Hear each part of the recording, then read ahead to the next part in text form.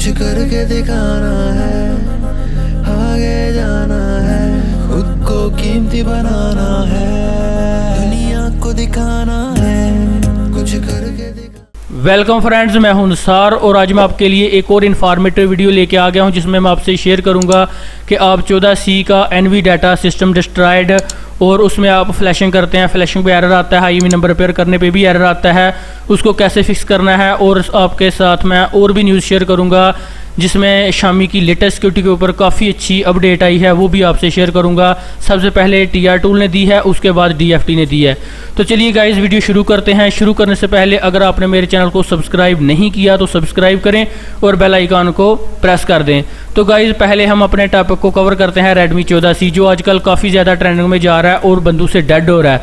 और हालांकि IMEI number repair करते हैं वो नहीं होते और वो NV डाटा पे आ जाता है। जब उसका IMEI नंबर नल हो जाता है तो बंदे उसको रिपेयर करते हैं, वो NV डाटा पे आता है। NV डाटा पे से वो तंग आके उसको डाउनग्रेड करने की कोशिश में सेट को डेड कर देते हैं या ENG राम लगाते हैं तो फिर भी सेट डेड हो जाता है। तो हालांकि मेरी इसके बारे में यूट्यूब पे डिटेल में वीडियो मौजूद है, काफ़ी ज़्यादा बंदों ने किया, लेकिन अभी 1-2 मंथ से इसमें न्यू अपडेट्स आ गई हैं सेट में, क्योंकि हमेशा वही काम नहीं रहता सेट में। सेट आस्ता आस्ता अपने लेवल पे कायम रहता है, न्यूज़ वगैरह देता रहता है, उसकी जितनी भी अपडेट्स होती हैं वो आती रहती हैं और उसमें सॉफ्टवेयर चेंज होता रहता है। तो बंदे वही पुरानी वीडियो देखते हैं और उसी के मतलब सिक्योरिटी में काम करते हैं। ज़्यादातर का तो डन हो जाता है, लेकिन जब आस्ता आस्ता सिक्योरिटी अपडेट कर जाती है तो वो वही पुरानी वीडियो देखते हैं और अपना काम करते हैं। तो Redmi 14C A3 Pro काफ़ी ज़्यादा डेड हो रहा है, उसके बाद Redmi A3 Blue भी डेड हो रहा है, उसके बाद Redmi 13 Moon भी डेड हो रहा है काफ़ी ज़्यादा। ये DA पैच का एरर दे देता है, 1-2 दफ़ा इसमें कुछ भी ट्राई करें, हालांकि कुछ काम भी ना करें, 1-2 दफ़ा बूट करके ही चेक करें तो ये DA पैच का एरर दे देता है। उसके बाद हमारा काफ़ी ज़्यादा Redmi 14C में एरर आते हैं, वो तो मेरी सारी वीडियो मौजूद है, आपने उनको कैसे करना है, पोर्ट पे आ जाए, NV डाटा पे आ जाए, हर एक चीज़ में बारे में बताया हुआ, उसमें जो काम है वो वही रहेगा। लेकिन Redmi 14C और उसके बाद Redmi 13 Moon काफ़ी ज़्यादा बंदों का डेड हुआ है और इसको EasyG टैक या फ्लैश 64 से रिकवर करना पड़ता है। वो कैसे करेंगे उसकी भी आइंदा हमारी वीडियो आ जाएगी इंशाल्लाह। फ्लैश 64 के ऊपर eMMC UFS चिप के ऊपर भी हमारी वीडियोज़ आएंगी। और सबसे पहली जो हमें अच्छी न्यूज़ है Redmi के सेटों के बारे में, तो वो काफ़ी ज़्यादा मॉडल की सपोर्ट आ गई है लेटेस्ट मॉडल की, क्योंकि ऑथ फ्लैश काफ़ी ज़्यादा महंगी हो गई है और लेटेस्ट मॉडल पे काम करने के लिए ऑथ फ्लैश की ज़रूरत पड़ती थी, वो काफ़ी ज़्यादा हमें करने के लिए ज़रूरत थी, लेकिन वो अभी ऑफ हो गई है और कुछ टूलों में ऑन है, लेकिन काफ़ी ज़्यादा हाई प्राइस है, 5000, 8, 10, 12,000 तक पहुँच चुकी है, तो वो फ़ायदा नहीं है। तो शामी की CPID कैसे करते हैं वो भी मुकम्मल डिटेल के साथ मैं अभी आपको बताऊंगा। तो सबसे पहले Redmi 14C क्यों डेड होता है उसके बारे में डिटेल के साथ जानते हैं। तो ये चेक करें, ये Redmi 14C मैंने आपके सामने निकाला है, ये देखें मैंने उसको फ्लैश किया है, कोई भी एरर नहीं आया। उसके बाद ये है जिसमें एरर आता है, ये मैं आपको बताता हूँ क्यों एरर आता है। Redmi का कोई भी सेट हो, ये मैं जितना भी आपको इन्फॉर्मेशन दूंगा ये समझ लें कि A to Z इन्फॉर्मेशन होगी। जितने भी Redmi के सेट हैं उनको ध्यान करके इन मॉडल्स को जो मैं बातें बता रहा हूँ इन बातों को आपने ध्यान रखना है और इन बातों को जहन में रखते हुए अपने ये Redmi के जितने भी सेट हैं उनके ऊपर काम करना है। ये नहीं कि Redmi 14C डेड हो रहा है तो आपने इसी के ऊपर तवज्जो देनी है Redmi 13 Moon, क्योंकि आइंदा भी सेटों में मसले आ सकते हैं, काफ़ी ज़्यादा फॉल्ट होते हैं, तो आपने एक्टिव रहना होता है लेटेस्ट सिक्योरिटी के साथ। तो गाइस सबसे पहले मैंने जो वीडियो बनाई थी Redmi 14C के ऊपर, ये देखें, वो मैंने यूट्यूब पे बताया हुआ था, सिंपल सी ट्रिक्स थी कि आपने पैच BL लॉक पे रख के बगैर विदाउट आपने ओपन किए हार्डवेयर किए आप उसका IMEI नंबर रिपेयर कर सकते थे। अगर उसकी सिक्योरिटी में मसला आ गया, NV डाटा का एरर भी नहीं था, बिल्कुल आपको बताया था कैसे आपने सबसे पहले Redmi का सेट जो भी आए आपने उसका IMEI number patch BL lock पे रख के करना है, जो जिस मॉडल की पैच BL लॉक पे सपोर्ट आई है, मैंने वो डिटेल में वीडियो बनाई हुई है। तो पैच BL लॉक पे रख के ही आपने Redmi के जितने भी मॉडल हैं उनका IMEI नंबर रिपेयर करना था। उससे पहले जो बात ध्यान में रखनी होती है वो आपने ये रखनी होती है कि जो उसकी NV डाटा NV राम का बैकअप होता है ना, वो आपने यहाँ से ले लेना होता है। ये देखें यहाँ पे वो बैकअप है, मैं आपको भी दिखाता हूँ, ये वाला बैकअप, ये बैकअप NV राम आपने करना है, सारा मुकम्मल बैकअप लेने हो जाएगा। किसी भी सेट को आपने Redmi को हाथ लगाना है, बैकअप लिए बगैर आपने कुछ भी नहीं करना। और मैं अभी आपको बताऊंगा कि आप बैकअप भी लेते थे Redmi 14C का, फिर भी आपका NV डाटा पे आ जाता था और फिर आप उसको रीस्टोर भी नहीं थे कर सकते। सारी डिटेल मैं आपको बताऊंगा, बस आपने वीडियो पूरी देखनी है, बिल्कुल अच्छे से देखनी है, आपका सारा मसला सॉल्व हो जाएगा Redmi के सेटों को लेके जो भी उनमें एरर आते हैं। तो सबसे पहले आपने बैकअप लेना होता है रेडमी के सेट का। उसके बाद आपने पैच BL लॉक पे रख के उसका IMEI नंबर पेयर करना होता है। अगर NV डाटा पे आ जाए तो आपने बैकअप दोबारा से रीस्टोर करना है, फिर उसका सही तरह से मेथड देखना है या उसमें CPID कर लेनी है। CPID भी बताता हूँ कैसे करनी है और किन टूलों से करनी है, वो हमारा थोड़ा अलग टॉपिक होगा। तो इसमें मैं यही बताऊंगा, पहले बैकअप लेना है, पैच BL लॉक पे रखना है, इंशाल्लाह आपका 90% काम हो जाएगा। ना हो Redmi 14C में तो NV बाकी तो सारे सेट हो जाते हैं, किसी में नहीं एरर आता। बस Redmi 13 मून में आता है और Redmi A3 में आता है ब्लू वाले वेरिएंट में, और Redmi 14C में आता है। A3 लेक यही वेरिएंट है, Redmi 14C लेक, पौंड और लेक एक ही वेरिएंट है। Redmi 13 मून और हमारा Redmi 13 मून वेरिएंट है और Redmi 14C है। ये हमारे ज़्यादातर सेट डेड हो रहे हैं और इसमें सेट का NV डाटा का एरर आ जाता है। हालांकि मेरी वीडियो इन पे मौजूद है, आप पैच BL लॉक पे रख के करें तो इजीली हो जाता है। और एक मैं बात आपको बताऊं कि इनको अगर एक दफ़ा ये सेट अपडेट हो जाएं, इनमें जो एरर आता है IMEI नंबर पेयर करते हुए तो वो आ जाए, तो आप चाहे इसको डाउनग्रेड भी कर लें फुल, फिर भी वो एरर कायम रहता है, जो मर्जी हो जाए वो एरर नहीं आपका डाउनग्रेड करने पर भी जाता। आप परेशान होते हैं, हाथ फ्लैश कराते हैं, काफ़ी ज़्यादा पैसे ज़ाया करते हैं, EasyG टैग से डाउनग्रेड करा के फिर पंगे लेते हैं। आप सही मेथड को यूज़ करें, क्योंकि आप फुल डाउनग्रेड भी कर लेंगे तो फिर भी आपका काम नहीं होगा। तो बैकअप आपने लेना है, पैच BL पे रख के आपने IMEI नंबर पेयर करना है, इंशाल्लाह से 90% आपका काम हो जाएगा। अगर आपका सेट NV डाटा पे आ जाए तो NV डाटा पे अगर आ जाए सेट, आपका NV डाटा पे 100% नहीं आएगा अगर आपका यहाँ पे एरर नहीं आएगा, image verify fail NV data, ये वाला एरर आता है, इमेज वेरीफाई फेल, ये एरर अगर आ जाए तो फिर NV डाटा का एरर आए तो फिर जो मर्जी हो जाए वो उस सेट में आप CPID के अलावा IMEI नंबर पेयर नहीं कर सकते। मेरी YouTube पे वीडियो मौजूद है, पैच BL लॉक पे रख के करें तो ईजिली हो जाता है। लेकिन जिस सेट में इमेज वेरीफाई का एरर आ जाए और फिर NV डाटा का एरर आए तो वो सेट नहीं हो सकता, उसको CPID करनी है आपने। जिस सेट में भी एरर आए उसकी आपने बैकअप रीस्टोर करना है। हालांकि इस सेट में बता रहे थे मुझे बंदे कि हमने बैकअप भी लिया हुआ था और बैकअप रीस्टोर किया, बैकअप नहीं लगा तो इसलिए हमने फ्लैश किया, डेड हो गया। तो गाइज आपने जब उसका NV डाटा NV RAM का बैकअप लेना है सारा, तो वो बैकअप बहुत ही समझ ले के काम का आपके लिए, वो बैकअप 100% आपका वर्क करेगा। वो कैसे वर्क करेगा, आपने यहाँ पे पार्टीशन मैनेजर पे क्लिक करना है और आपकी सारी पार्टीशनें ओपन हो जाएंगी। सबसे राइट साइड पे आपने जाना है, इस तरह आपके 2-3 डॉट्स बने होंगे। सबसे राइट साइड पे रिस्टोर बैकअप का होगा, जो आपने बैकअप लिया होगा उसको सेलेक्ट करना है और उसमें NVCG और एक और पार्टीशन है हमारी NVCG और NV RAM की जो पार्टीशन है उसको आपने रिस्टोर नहीं करना, साथ में उनको आपने अनचेक कर देना है और फिर आपने बैकअप लगाना है। 100% आपका बैकअप लग जाएगा और जो पार्टीशन आप नहीं लगाएंगे वो कोई मसला नहीं, सेट आपका वापस ओरिजिनल IMEI नंबर वापस आ जाएगा और ऑन हो जाएगा। लेकिन अगर आपने उसको सॉफ्टवेयर करने की कोशिश की, डाउनग्रेड करने की कोशिश की तो वो सेट डेड हो जाता है, वो आपने नहीं करना।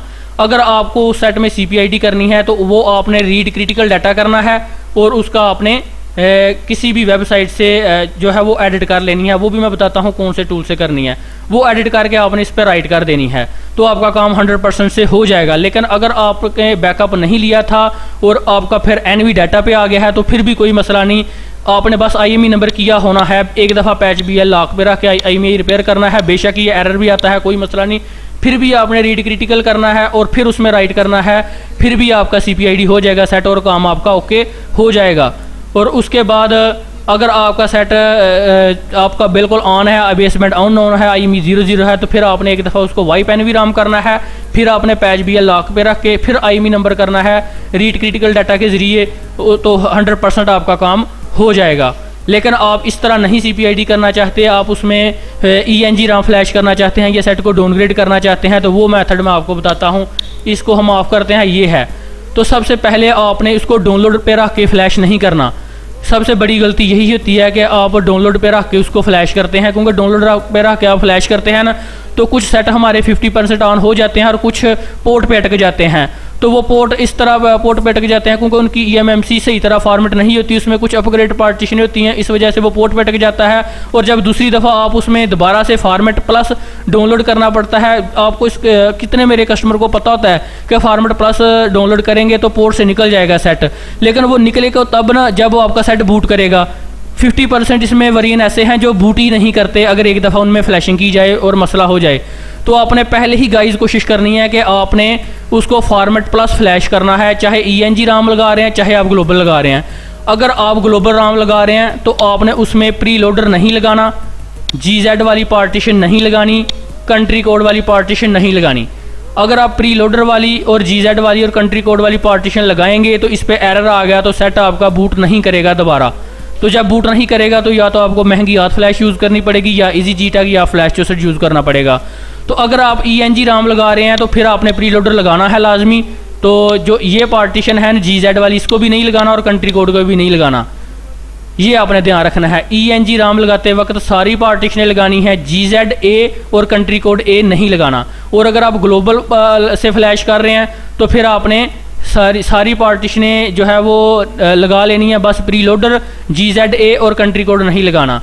तो अगर जब आप फॉर्मेट प्लस फ्लैश करते हैं तो आपका बैकअप भी खुद ब खुद लेने हो जाएगा। उसके बाद आपने बैकअप रीस्टोर करना है, NVCG और NV राम की पार्टीशन को अनचेक करके बाकी सारी पार्टीशनें रीस्टोर करनी है, आपका ओरिजिनल बैकअप वापस आ जाएगा। अगर आपके पास बैकअप नहीं है तो आपने पैच बिल या लॉक पे रख के कुछ भी IME नंबर अपने पास से टाइप करके तो एक दफ़ा सेट में लाने हैं। फिर आपने रीड क्रिटिकल करना है या ADB में किसी भी टूल से CPID करनी है। वो एंड्रॉयड विन टूल है और भी काफ़ी ज़्यादा ऑनलाइन हमारे टूल हैं, वो भी मैं आपको बताता हूँ वो कैसे आपने करना है। तो यही सेम मेथड आपने सारे मोबाइलों के ऊपर यूज़ करना होता है। ये जो पार्टीशन वाला मामला है ना, ये सिर्फ आपने Redmi 14C के ऊपर यूज़ करना है।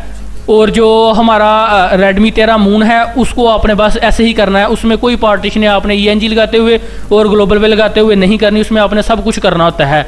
सिर्फ अभी तक एक ही सेट है Redmi का जो तंग कर रहा है, Redmi 14C, उसमें ये पार्टीशनों का मसला आता है। इसको आपने जहन में रखते हुए ग्लोबल से फ्लैश करना है या ENG से आपने ये रखना है। सिंपल IME नंबर पेयर करना है, बैकअप लेना है, पैच भी रॉक पे IME नंबर करना है, अगर ना हो तो बैकअप रीस्टोर कर लेना है।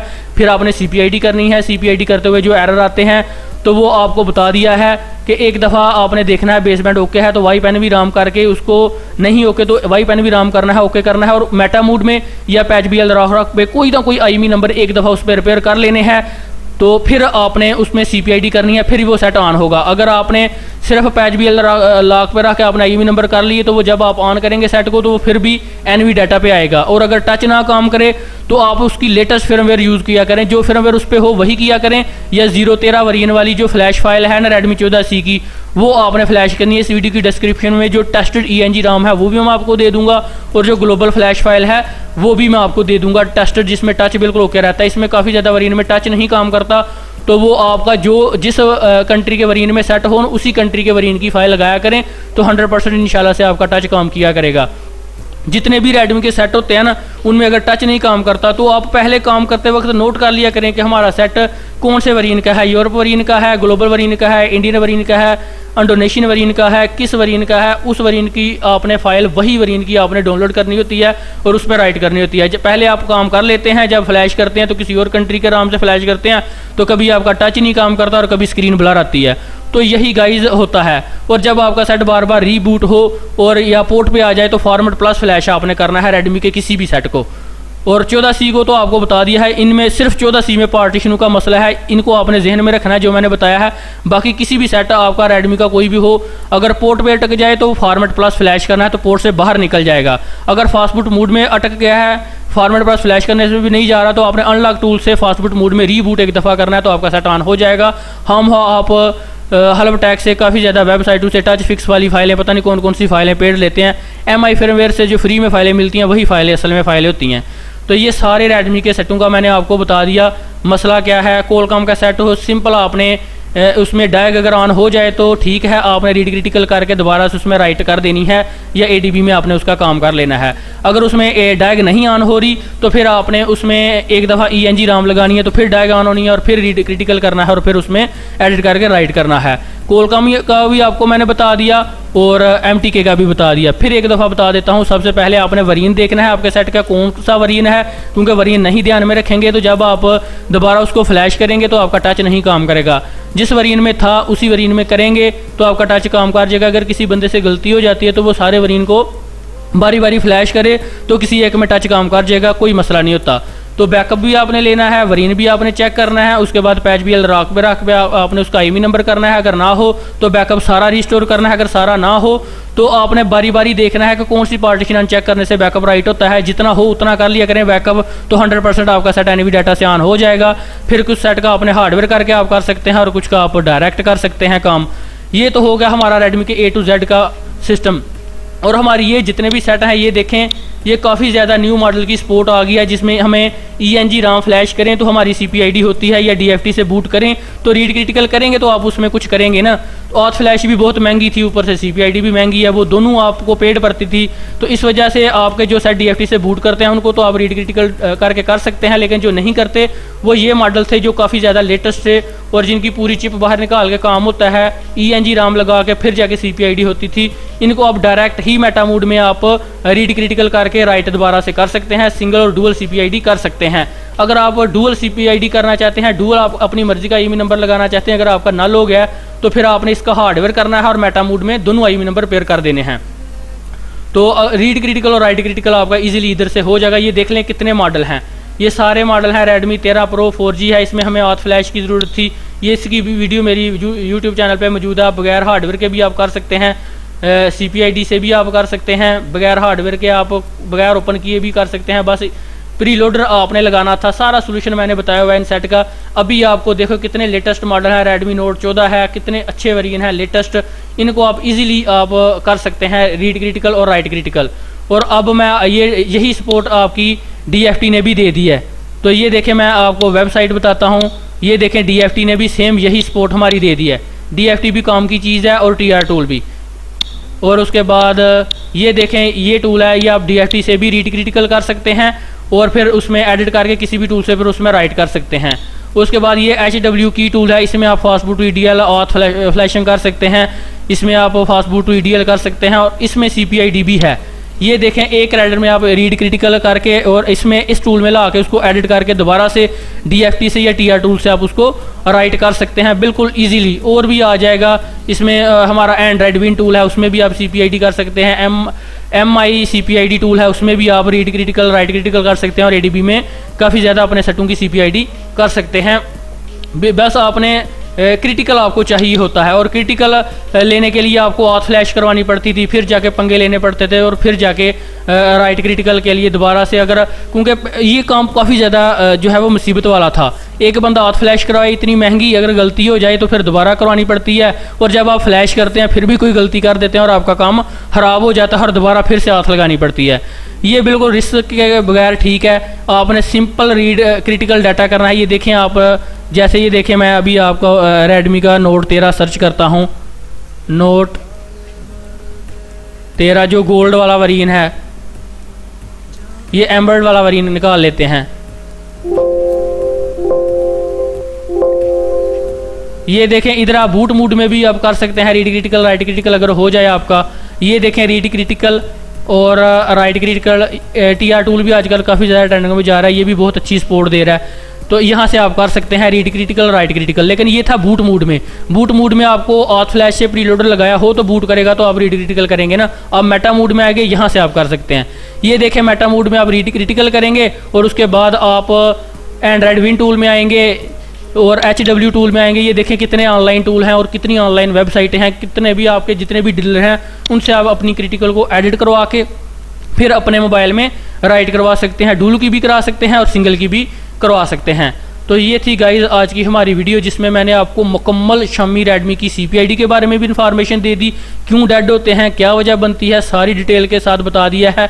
एक ही वीडियो देखेंगे तो इंशाल्लाह जो बंदे काम को जानते हैं उनके लिए भी फ़ायदेमंद होगा, क्योंकि जितने ज़्यादा मोबाइलों के ऊपर काम करेंगे उतना ज़्यादा एक्सपीरियंस होगा, और कुछ उनके पास खुद से होगा और कुछ उन्होंने मुझसे ले लिया, और कुछ इस तरह काम करते करते एक्सपीरियंस आ जाता है। तो कोई भी किसी भी टॉपिक के बारे में आपको समझ ना आए तो आप मुझसे वो व्हाट्सएप से आप काम करवा सकते हैं बिल्कुल मुनासिब चार्जेस में, या फिर आप मुझे SMS कर सकते हैं। इंशाल्लाह जल्द मैं उस टॉपिक के ऊपर अच्छी सी वीडियो भी बना दिया करूँगा और आपको समझ भी आ जाया करेगी, तो आप फिर उसको कर सकते हैं बिल्कुल ईजीली उस मॉडल को, और उसकी अच्छी सी वीडियो मैं बना दिया करूँगा। और इंशाल्लाह मेरा जल्द मोबाइल सॉफ्टवेयर हार्डवेयर के ऊपर भी कोर्स आएगा, और उसके बाद eMMC UFS चिप को कैसे प्रोग्राम करते हैं, कैसे डिटेल के साथ व्यू की new security A to Z हर चीज़ के बारे में इंशाल्लाह आस्ता आस्ता आपको अपडेट रखूँगा, और जिस चीज़ की आपको समझ नहीं आती वो भी मुझे बताया करें, तो वो भी साथ साथ में मैं कवर इंशाल्लाह से किया करूँगा और आपको अच्छी सी समझ आ जाया करेगी। और इंशाल्लाह जल्द मेरी टेक्नो इन्फिनिक्स आइटल के बारे में भी वीडियो आ जाएगी, कैसे आप लेटर सिक्योरिटी को कंट्रोल कर सकते हैं। अगर ना हो तो फिर आपको CPID की तरफ जाना पड़ता है। तो काफ़ी ज़्यादा बंदे बुरा मना जाते हैं और पता नहीं क्या क्या SMS करते रहते हैं कमेंट में। तो गाइस ऐसा ना किया करें, क्योंकि देखें मेरे पास जो नॉलेज होता है मैं आपको दे देता हूँ, जो मेरे पास चीज़ है ही नहीं उसका मैं क्या बताऊँ आपको। अगर CPID देखें ना, सैमसंग की CPID है तो वो कोई टूल किसी के पास नहीं होता, वो सर्वर सेंटर से रब्ता होता है उनका। अगर टेक्नो इन्फिनिक्स का एंटी क्रैक का जो टूलों में सपोर्ट होती है वो मैंने आपको बताया हुआ, टूलों से आप कर सकते हैं, लेकिन मैंने भी वो सर्वर से ही कराना होता है, फ्रेंचाइज से ही रब्ता होता है। और फ्रेंचाइज अपनी लीक टूल नहीं लीक करती, क्योंकि वो नहीं किसी को भी कुछ चीज़ बताते, तो इस वजह से हमसे भी वो हाइड होती है। जो मुझे नॉलेज पता होगा, जो मेरे पास इन्फॉर्मेशन होगी 100% इंशाल्लाह से मेरा वादा है वो मैं आपके साथ शेयर करता रहूँगा। तो थैंक्स फॉर वॉचिंग, फिर मिलेंगे नेक्स्ट वीडियो में नेक्स्ट टॉपिक के साथ।